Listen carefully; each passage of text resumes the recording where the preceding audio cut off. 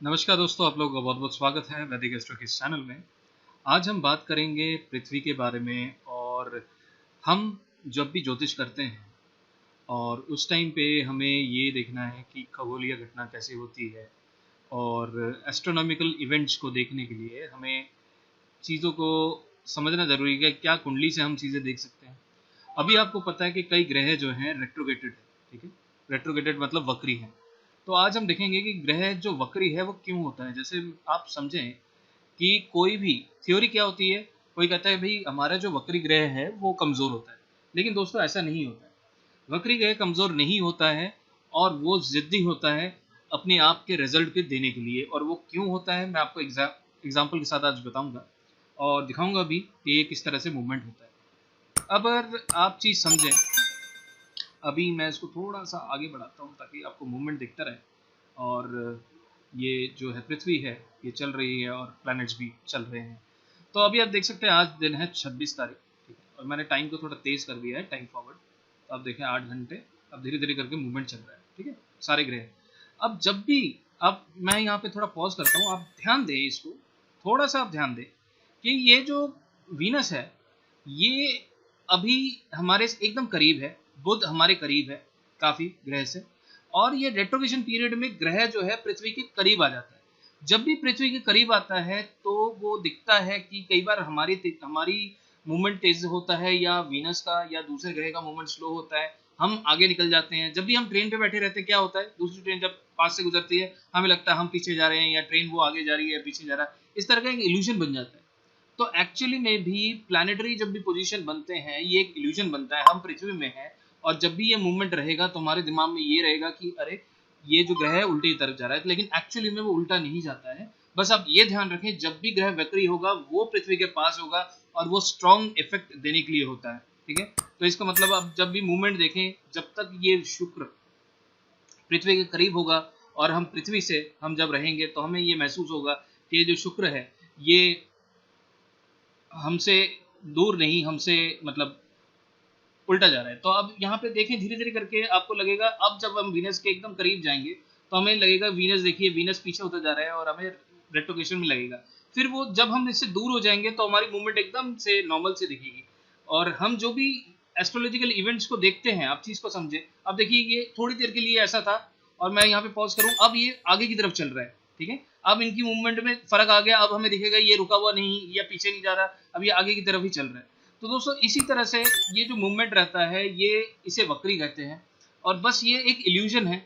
हम जब भी देखते हैं तारों से, तारामंडल से ही हम उसको कैलकुलेट करते हैं, और इसी तरह से ये सारी सिचुएशन चलती है।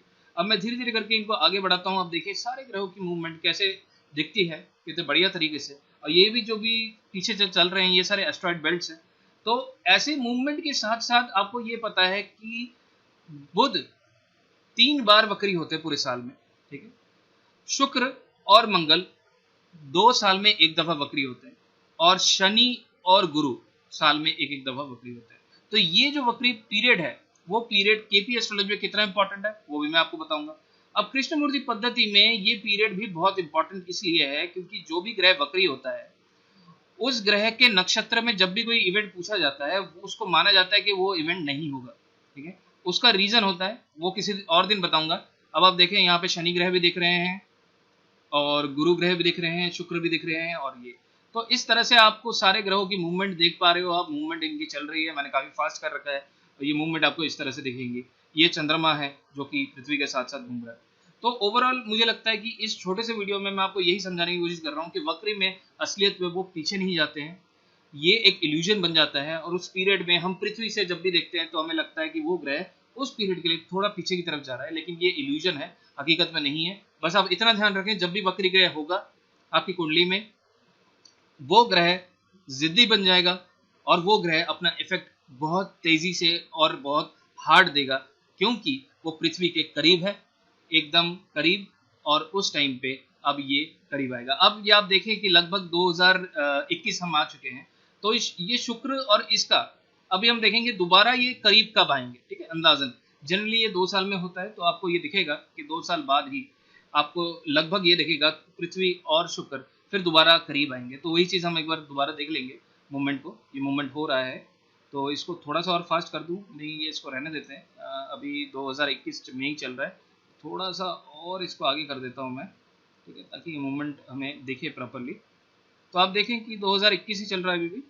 तो इस पीरियड में अगस्त निकल गया, अगस्त, तो ये पीरियड अब हम इसको स्टॉप करेंगे, ठीक है। अब देखेंगे ये कब आ रहा है, अब इसको करीब आएगा, ये आने वाला है। तो लगभग ये 2 साल 1.5 साल ऐसे। अब देखिए यहाँ पे ये दोबारा करीब आ रहा है 2021-15 में, ठीक है, दिसंबर में। तो इसको थोड़ा और आगे बढ़ाता हूँ मैं। अब इस पीरियड में आप देखें, यहाँ पे ध्यान से देना आप, अब ये इस पीरियड में हमें ये दोबारा वक्री दिखेगा। 2022 आ गया, ठीक है, और अभी 2020 चल रहा है, तो लगभग दो साल के आसपास का पीरियड जो है, इस टाइम पे हमें ये दोबारा वक्री होते हुए दिखेगा, क्योंकि ये दोबारा करीब आ गया। तो जब भी ग्रह करीब आता है उसी टाइम आपको ये पीरियड में ये वक्री दिखता है, क्योंकि ये पृथ्वी के पास आएगा और इनके स्पीड में अंतर है, तो हाँ कभी भी ये ग्रह वक्री दिखते हैं। जब भी ये वक्री होते हैं कृष्णमूर्ति पद्धति में, तो आप ये देखें कि होरारी में आप कोशिश करें या नेटल में आप कम से कम अपने सवाल लगाएं, क्योंकि अगर वो आपके सवाल या कोई भी इवेंट के नक्षत्र स्वामी बन जाए, और जिस टाइम आप जजमेंट के लिए आए हैं और उस टाइम अगर वो नक्षत्र स्वामी बन जाता है, जैसे कि आप मैरिज के लिए पूछते हैं, तो मैरिज का सबलॉट कोई भी ग्रह हो, अगर वो जो भी वक्र ग्रह है, जैसे शुक्र या गुरु या शनि या बुध, अगर वो नक्षत्र स्वामी बन जाता है, तो वो घटना आपके जीवन काल में नहीं होगी। उसका एक अलग रूल है। मतलब क्या है कि शुक्र या गुरु जो भी वक्री है, उसकी महादशा पूरी तरह जानी चाहिए, उस जातक के जीवन से होके गुजर जानी चाहिए, अंतरदशा भी गुजर जानी चाहिए, और वैसे ही परिअंतर सूक्ष्म भी हो जाना चाहिए, उसके बाद ही वो इवेंट होगा। तो इसलिए कहा जाता है कई बार लाइफ टाइम में वो जो घटना है, इन ग्रहों का आना या जाना, वो कई बार दशाएं काफ़ी लंबी होती है, जैसे शुक्र की 20 साल की दशा, गुरु की 16 साल की दशा, ठीक है, और ऐसे ग्रहों की दशा काफ़ी लंबी होती है। तो इसलिए आपको ध्यान रखना चाहिए, जब भी ग्रह वक्री हो तो आप अपने सवाल कम से कम लगाएं। तो आशा करता हूँ दोस्तों ये वीडियो काफ़ी हेल्पफुल रहा और आपको आज कुछ ना कुछ जानने को ज़रूर मिला वक्री ग्रह के बारे में या रेट्रोगेटेड प्लैनेट्स के बारे में। तो बहुत बहुत धन्यवाद। अगर हम नए हैं तो इस चैनल को सब्सक्राइब ज़रूर करें, और अगर आपके मन में कोई भी सवाल हो तो आप कमेंट्स में ज़रूर पूछें। धन्यवाद।